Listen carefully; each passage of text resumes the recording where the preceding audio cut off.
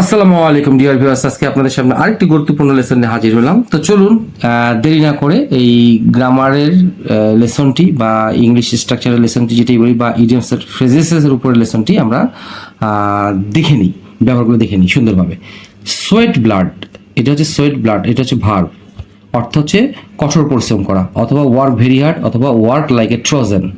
এটাও একটা গুরুত্বপূর্ণ ফ্রেজ যার অর্থ হচ্ছে কঠোর পরিশ্রম করা। সোয়েট বাকেটস, সোয়েট হেভিলি, অর্থ হচ্ছে প্রচুর ঘামা, অথবা পারস্পায়ার প্রফিউজলি, অথবা get heavily wet with sweat, প্রচুর ঘেমে যাওয়া। এই চারটে ইংরেজি আমরা ইউজ করতে পারি। By the sweat of one's brow, মানে কারো মাথার ঘাম পায়ে ফেলে, অথবা বাই ওয়ার্কিং হার্ড।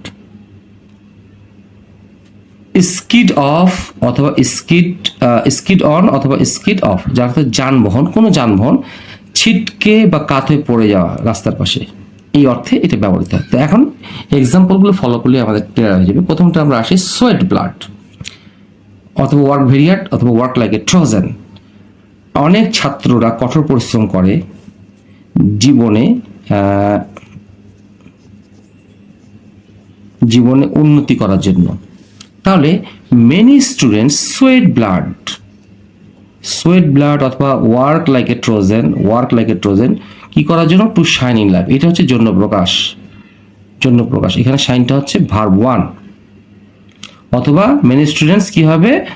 ওয়ার্ক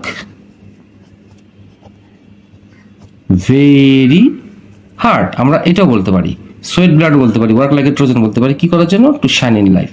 অথবা for shining in love, SSINING, shining in life, এই বলা যেতে পারে। এটা হচ্ছে ইনফিনিটিভ, এটা হচ্ছে প্রিপোজিশন। আচ্ছা, এখন আসি সোয়েট বাকেটস, প্রচুর ঘামা, সোয়েট হেভিলি, পারস্পায়ার প্রফিউজলি, অথবা get heavily wet with sweat, এই চারটা যে কোনো একটি বসালে চলবে। এখন দেখি সূর্যের প্রখর তাপে, সূর্যের প্রখর তাপে আমরা প্রচুর ঘামছি। আচ্ছা, সূর্যের প্রখর তাপে ইংরেজিটাকে আপনারা মুখস্থ করে রাখবেন। In the scorching rays, SCORCHING, rays of the sun. সূর্যের প্রখর তাপে এটা হতে পারে, অথবা in the burning rays of the sun এটা হতে পারে, অথবা in the baking San.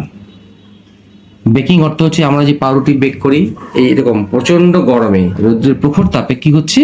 We are sweating buckets, যে ঘামছি মানে প্রেজেন্ট কন্টিনিউয়াস টেন্স, তাহলে উই আর সোয়েটিং বাকেটস, অথবা উই আর সোয়েটিং হেভিলি, অথবা উই আর পারস্পায়ারিং হেভিলি। আশা করি বুঝাতে পেরেছি। এখন পরের এক্সাম্পল যাওয়ার আগে আমরা এখানে আবার দেখিনি by the sweat of one's brow, মাথার ঘাম পায়ে ফেলে, অথবা বাই ওয়ার্কিং হার্ড। এখন 3 নাম্বার এক্সাম্পলটা আমি দেখানোর চেষ্টা করছি। রিক্সা চালকেরা মাথার ঘাম পায়ে ফেলে অর্থ উপার্জন করে, দ্য রিক্সা পুলার্স। আচ্ছা, উপার্জন করার ইংলিশ কি? আর্ন, মানি হচ্ছে মানি, তাহলে টাকা উপার্জন করে কি করে? By the sweat of their brows, মাথার ঘাম পায়ে ফেলে, অথবা বাই ওয়ার্কিং হার্ড। আচ্ছা, এখন আসি স্কিড অফ আর স্কিড অন অথবা স্কিড অফ। স্কিড অফ, যানবাহন ছিটকে পড়া বা কাত হয়ে পড়ে যাওয়া, উল্টে পড়া। দ্রুতগামী বাসটি, দ্রুতগামী বাসটি হঠাৎ রাস্তার পাশে ছিটকে বা কাত হয়ে পড়ে গেল। এই দ্রুতগামী বাসটি দ্য স্পিডি বাস, পড়ে গেল মানে গিয়েছিলাম ধরলাম পাস্ট টেন্স, স্কিডের পাস্ট টেন্স স্কিডেড, তো এটা হচ্ছে verb two. The speedy bus skidded on অথবা skidded off the road suddenly.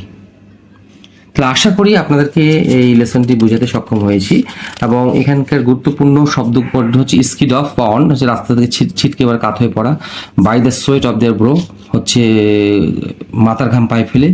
আর এখানকার সবচেয়ে আরেকটি গুরুত্বপূর্ণ ফ্রেজ বলি বা শব্দার্থ যেটাই বলি না কেন, সেটা scorching rays of the sun, in the burning rays of the sun, in the baking sun, হচ্ছে সূর্যের প্রখর তাপে। তো এই শব্দগুলো পড়ে আমরা এই ধরনের সুন্দর সুন্দর বাক্য রচনা করতে পারবো এই লেসনের মাধ্যমে। সেই প্রত্যাশা। আসসালামু আলাইকুম।